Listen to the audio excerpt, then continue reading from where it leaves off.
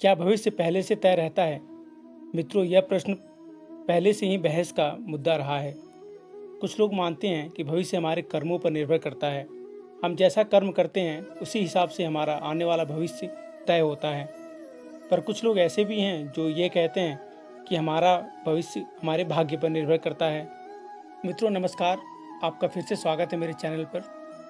तो आज हम इस वीडियो में मिलकर तय करेंगे, ये जानने की कोशिश करेंगे कि क्या वो भाग्य है जो हमारे भविष्य को तय करता है या हमारे कर्म हैं जो हमारे भविष्य को निर्धारित करते हैं। मित्रों, भविष्यवाणी हुई थी कि देवकी का 8वां पुत्र कंस का वध करेगा। तब कंस ने सोचा कि देवकी का 8वां पुत्र तो तब मुझे वध करेगा जब मैं उसे पैदा होने दूंगा। यह सोचकर कंस देवकी के बच्चों को उत्पन्न होते ही मारता चला गया। लेकिन जब देवकी के 8वें पुत्र की बारी आई तो ना सिर्फ उसने जन्म लिया बल्कि आगे चलकर अर्थात भगवान श्री कृष्ण ने आगे चलकर कंस का वध भी किया। ऐसा इसलिए हुआ क्योंकि कंस का भविष्य पहले से ही निश्चित था। कंस की मृत्यु कब होगी, कैसे होगी और किसके हाथों होगी, ये उसके जन्म से पहले ही लिखा जा चुका था। केवल कंस ही नहीं, इस संसार में पैदा होने वाला हर इंसान का भाग्य उसके जन्म से पहले ही लिखा होता है।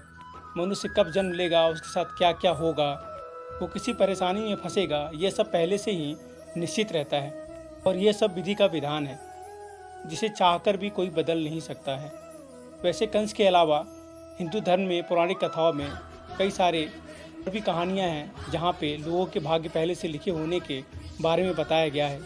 जैसे पहले से लिखा हुआ था कि भगवान श्री राम, माता सीता और लक्ष्मण को वनवास पे जाना पड़ेगा, क्योंकि वनवास के पीछे का जो उद्देश्य था वो रावण का भगवान राम के हाथ से वध होना लिखा था।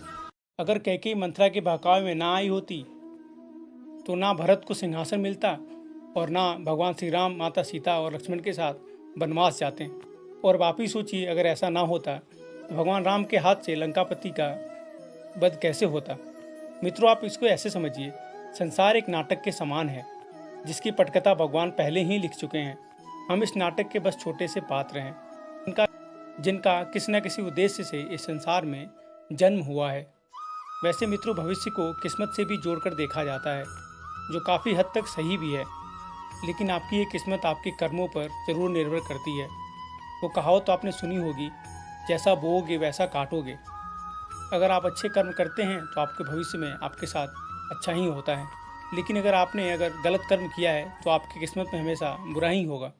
अर्थात आपका आने वाला भविष्य आपके कर्मों के जैसा ही बुरा ही होगा, क्योंकि जिसने ज़िंदगी भर बबूल रूपी कर्म किए हैं उनको आम रूपी फल कैसे मिल सकते हैं।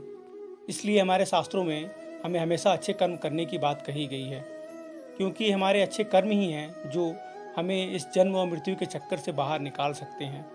वरना बुरे कर्म करने वाले लोगों को भगवान के चरण में भी स्थान नहीं मिलता है। यही नहीं, तुलसीदास जी ने अपने एक चौपाई में लिखा है, कर्म ही प्रधान है, जो जिस प्रकार का कर्म करता है उसे वैसा ही फल मिलता है। मित्रों, जब अर्जुन के हाथ से कर्ण का वध हुआ था तब अर्जुन ने कहा था, माधव मेरे हाथ कांप रहे थे, तब आपने मुझे समझाया था कि मैं एक सदात्मा को उसके भार से मुक्त कर रहा हूँ। लेकिन ये क्या, आपने तो मेरे मस्तक पर अपने ही ज्येष्ठ की हत्या का कलंक लगा दिया। तब श्री कृष्ण ने कहा, मनुष्य को प्रारब्ध देने वाला मैं कौन होता हूँ। मनुष्य को प्रारब्ध उसके कर्म देते हैं।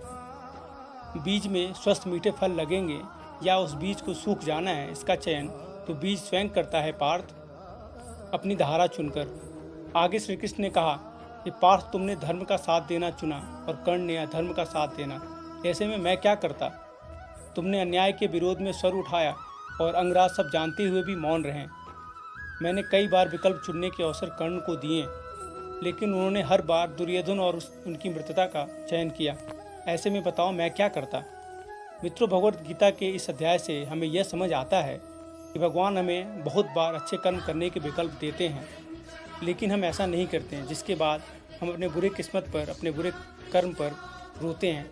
तो मित्रों, अंत में मैं यही कहूँगा कि भविष्य ज़रूर पहले से लिखा रहता है, लेकिन भविष्य का लिखा जाना हमारे कर्मों पर ही निर्भर करता है। हम जैसे कर्म करते हैं हमारा आने वाला भविष्य उस पर ही लिखा जाता है। अगर हमारे कर्म अच्छे होंगे तो हमारा आने वाला भविष्य भी अच्छा ही होगा और जन्म मरण के चक्कर से हम मुक्त हो सकते हैं। मित्रों, आज की वीडियो में से इतना ही। उम्मीद करता हूँ आपको सवालों का जवाब मिल गया होगा।